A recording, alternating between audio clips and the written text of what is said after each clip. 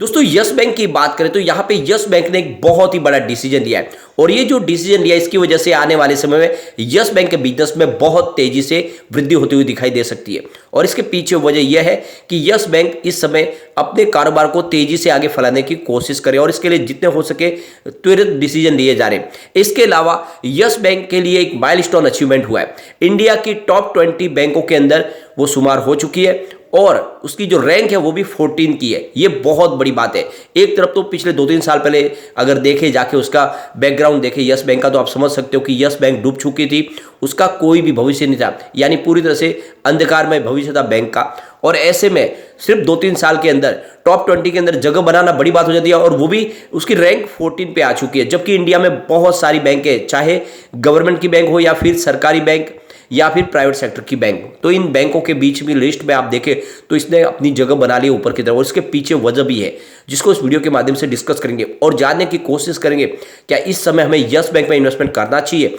और यहाँ पे बैंकिंग सेक्टर को लेकर भी हेमंत जानी की तरफ से भी कुछ राय दी गई है, क्या है वो जानने की कोशिश करेंगे। और आरबीआई की तरफ से भी कुछ अपडेट निकल के आ रही है। लेकिन फ्रेंड उससे पहले अगर आप पहली बार हमारे चैनल पे आए तो चैनल को सब्सक्राइब कर दीजिए, एक बेल आइकॉन दबा दीजिए ताकि जब भी नया वीडियो बने पहला नोटिफिकेशन आपको मिले। वीडियो पसंद आए तो लाइक शेयर जरूर कीजिए। चलो फ्रेंड्स वीडियो स्टार्ट करते हैं। मैं हूं आपका दोस्त एस बी दवे और हमारे अपने चैनल ऑनलाइन कमाई में आपका बहुत बहुत स्वागत है।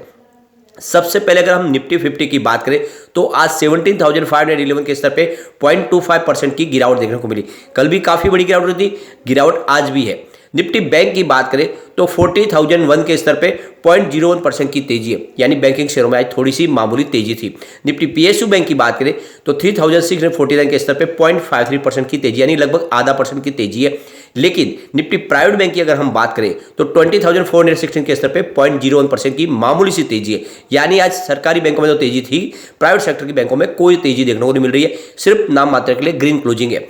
लेकिन यस बैंक की बात करें तो आप देख सकते हो स्टॉक की शुरुआत तो निगेटिव हुई 16.25 पर, क्योंकि कल की क्लोजिंग 16.30 के आसपास थी, लो बना 16.15 का, लेकिन जो हाई है वो 16.55 का है, यानी इंट्राडे में तेजी बनी। अंत में क्लोजिंग भी 16.35 के आसपास ही 0.31% की तेजी के साथ, यानी इस समय यस बैंक में खरीदारी बन रही है। आप देख सकते हो बाजार में यस बैंक पूरे वॉल्यूम के मामले में 4 नंबर पे है आज। और इसके वॉल्यूम को देखें तो पिछले एक महीने पहले इसका 15 करोड़ का वॉल्यूम था, 4 करोड़ की डिलीवरी उठाई गई थी। 1 वीक पहले 13 करोड़ का वॉल्यूम था, 4 करोड़ की ही डिलीवरी उठाई गई थी। और कल भी 12 करोड़ का वॉल्यूम है, लेकिन डिलीवरी बेस काम 4 करोड़ का ही हुआ है और आज 8 करोड़ का वॉल्यूम है। तो ये आप देख ही सकते हो कि एक जैसा ही डिलीवरी बेस काम हो रहा है पिछले एक महीने में, और ये काफी अच्छी बात है, स्टेबिलिटी का बड़ा सबूत है। यहाँ पे एक बहुत बड़ी गुड न्यूज निकल के आ रही है यस बैंक के लिए। इंडिया की टॉप 20 बैंकों की जो लिस्ट यहाँ पे निकल के जो आ रही है उस लिस्ट के अंदर यस बैंक शुमार हो गई है। इसके अलावा अगर आप देखें तो आपको यहाँ पे एक्सिस बैंक और इसके अलावा IDBI bank, bank of Maharashtra, bank of India, और इसके अलावा आप देखें तो Canara bank, Kotak Mahindra bank, ICIC bank, SBI bank, इसके अलावा आपको यस बैंक दिखाई देगा। फिर बैंक ऑफ बड़ौदा, पीएनबी और यूनियन बैंक, इंडसइंड बैंक, और इस तरह से अगर आप देखें तो ये एचडीएफसी बैंक, तो ये जो बैंकों की लिस्ट में आप सामने उसमें ये 14 नंबर पे आ चुका है।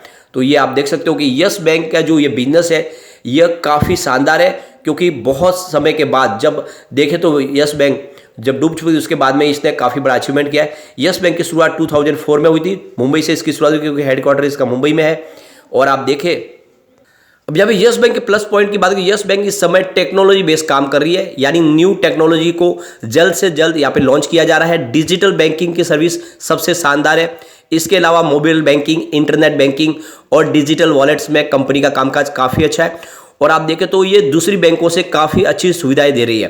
देखिए आर्टिफिशियल इंटेलिजेंस और इसके ऊपर मशीन लर्निंग के ऊपर कंपनी काम कर रही है, और इसी वजह से देखें तो इनका कस्टमर बेस में काफ़ी बड़ा इजाफा हो रहा है।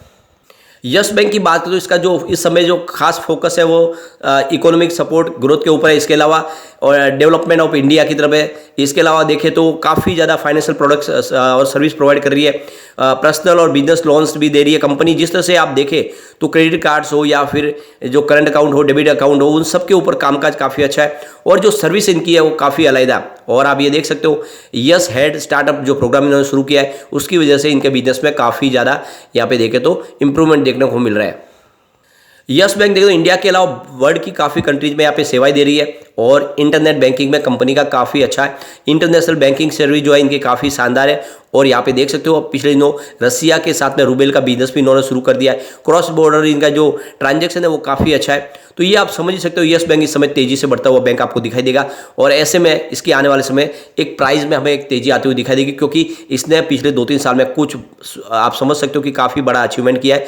ये 14 रैंक आना बड़ी बात हो जाती है इतनी बैंकों की भीड़ के अंदर।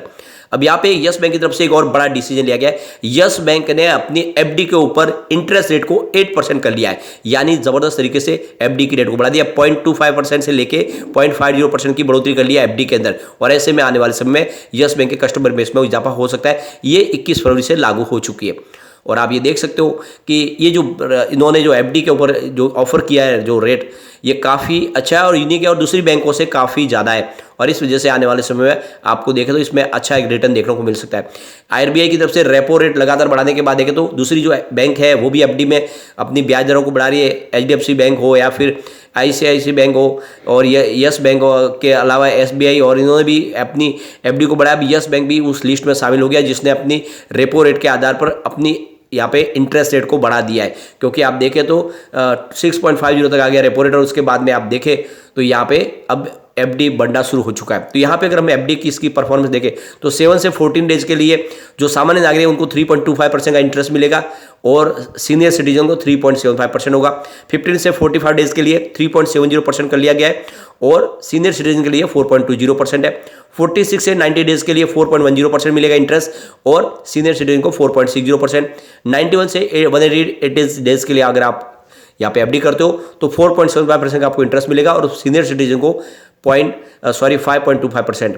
181 डेज से लेके 271 डेज के लिए 6% कर लिया गया अभी इंटरेस्ट रेट और यहाँ पे 0.50% वरिष्ठ नागरिकों को ज़्यादा मिलेगा।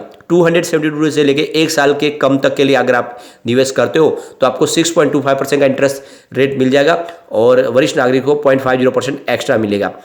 1 साल से लेके 15 महीने के लिए 7.25% कर लिया है सामान्य नागरिकों के लिए और सीनियर सिटीजन के लिए 7.75% कर लिया गया है।